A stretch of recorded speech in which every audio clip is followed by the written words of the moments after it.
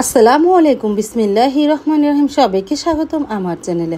প্রতিদিনই বৃষ্টি হয় রাত্রে। গতকাল রাত্রে অনেক বৃষ্টি হয়েছিল। বাহির তো কতটা পানি জমেছে, আমার ঘরের সামনে তো পানি জমিয়ে থাকে।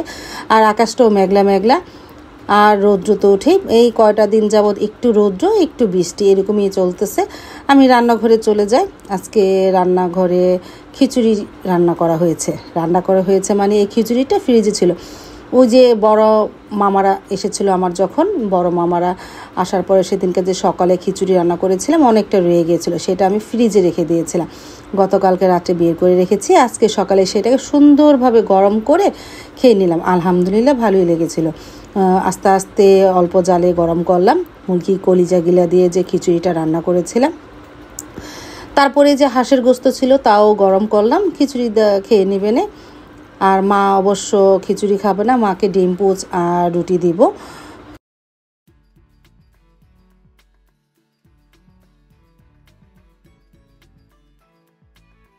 তারপরে যে খিচুড়ি নিয়ে আসলাম, সাইদুলের বাবা একটু খেলো, আমি একটু খেলাম।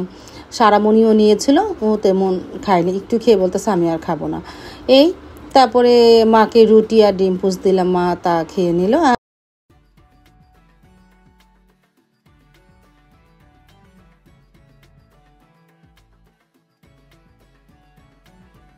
তারপর আমিও খেতে বসে পড়লাম, সাথে নিয়েছিলাম বোম্বাই মরিচ আমের আচার। আলহামদুলিল্লাহ ভালোই লেগেছে, একটু ঝাল ঝাল লেগেছে, খেতে ভালো লাগলো। কিন্তু সাইদুল বাবা অল্পই খেলো, আমি একটু খেলাম আর বাকিটা ভাবিকে দিয়ে দিয়েছিলাম। আর তো খাওয়া হবে না, গরম করেছি যেহেতু ভাবিকে দিয়ে দিলাম।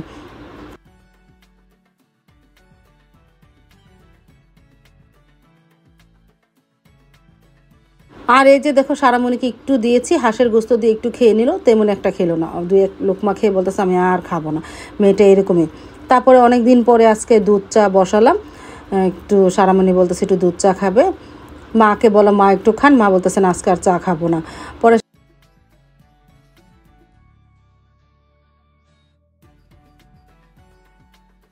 তারপরে এই যে সারামণিকে চা দিলাম, ও চা খেয়ে নিল। আর আরেকটা কথা বলতেছে তোমাদের, আজকে আমার মনটা অনেকটাই খারাপ। সকাল থেকে অতটা খারাপ ছিল না, এই যে মেয়েকে চা বানিয়ে দেওয়ার পরে এই খবরটা শুনেছি। আর সাইদুল্লাহ বাবা সকালে নাস্তা খেয়ে একটু বাজারে গিয়েছিল, একটা পাঙ্গাস মাছ এনেছে, তেলাপিয়া মাছ আর এনেছে পাবদা মাছ। এই মাছগুলো ভাবি কেটে দিব। আর যে কথা বলতেছিলাম, মানে মনটা খারাপ। আমাদের পাশের বাসায় একটা ছেলে ছিল, বেগম আপার ছেলে, মানে 4 দিন আগে ওর সাপে কামড় দিয়েছিল। তারপরে ঢাকা নিয়ে চিকিৎসা করেছিল, ঢাকা মেডিকেলে নেওয়ার পরে ছেলেটা এই 4 দিন পর আজকে সকালে মারা গিয়েছে।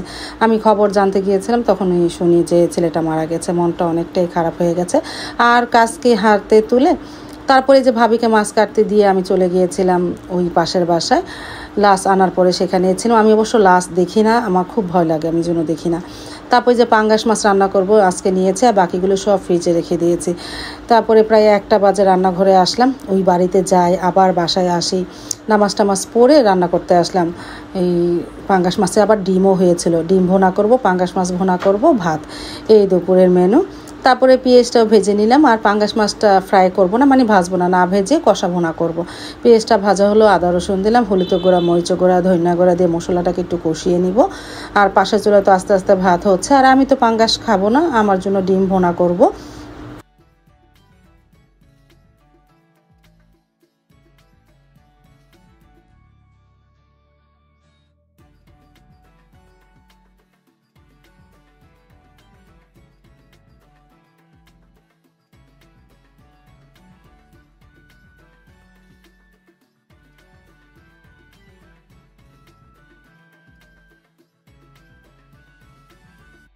তারপর তো মশলাটা ভালোভাবে কষানো হলো, এখন মাছটা তো ভালোভাবে ধুয়ে নিয়েছি, একটু হালকা কষিয়ে পানি দিয়ে দিব।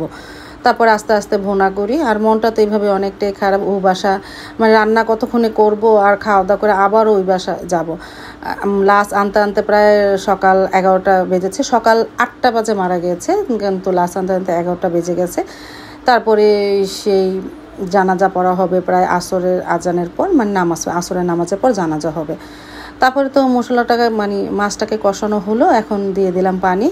আমার কথায় যদি কোনো ভুল ত্রুটি হয় মাফ করে দিও, কারণ মনটা তো অনেক খারাপ, এই জন্য কথা অনেকটা ভুল ত্রুটি হতে পারে। আর এদিকে পানিটা দেওয়ার পর এখন একটু শাক দিয়ে দিব, শাক দিয়ে ভালোভাবে নাড়াচাড়া করে আস্তে আস্তে ভুনা করি।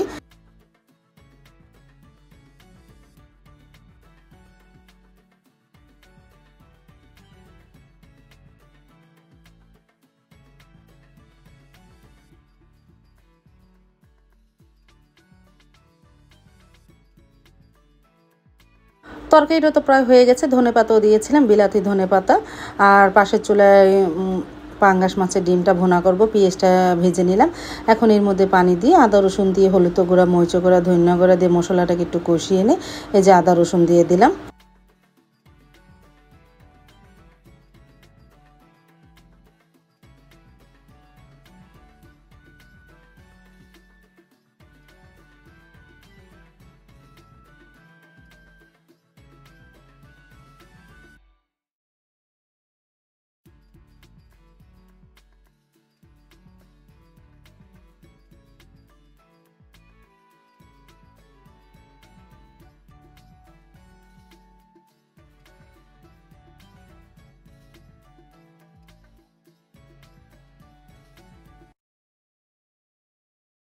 আর এদিকে আমার পাঙ্গাস মাছের তরকারিটা হয়ে গেছে, মাশাআল্লাহ কালারটা অনেক সুন্দর এসেছে।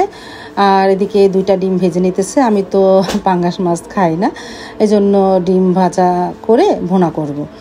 তারপরে মশলাটাকে ভালোভাবে কষানো হয়েছে, পাঙ্গাস মাছের ডিম দিয়ে দিলাম, আস্তে আস্তে কষিয়ে পরে পানি দিয়ে ভুনা করে ফেলবো।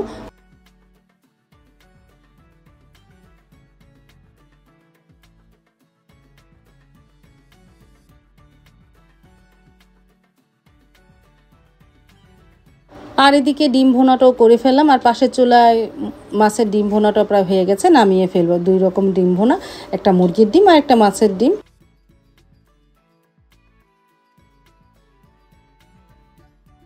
তারপর তো দুপুরে রান্নাটা কমপ্লিট করে ফেললাম। কি রান্না হলো, ডিম ভুনা, মাছের ডিম ভুনা, মুরগির ডিম ভুনা, পাঙ্গাস মাছ ভুনা আর ভাত, এই দুপুরের মেনু।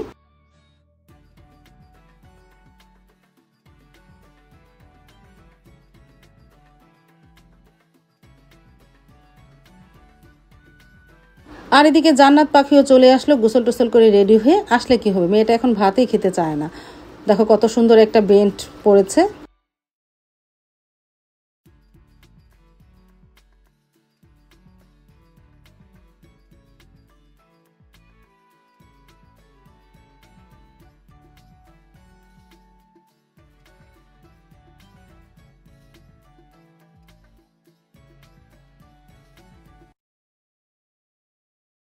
তারপর তো আমরা দুপুরে খাবার খেয়ে নিতেছি, জান্নাত পাখি, আমি, সারামণি। কিন্তু জান্নাত পাখি খেলো না।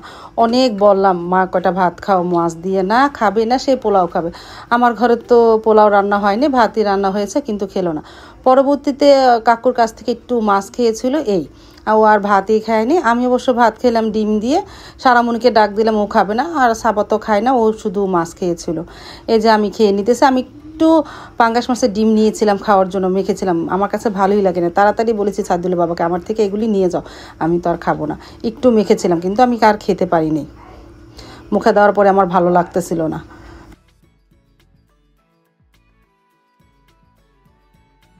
তারপরে এই যে ডিম নিয়ে নিলাম, ডিম দিয়ে খেয়ে নিলাম ভাত, আলহামদুলিল্লাহ।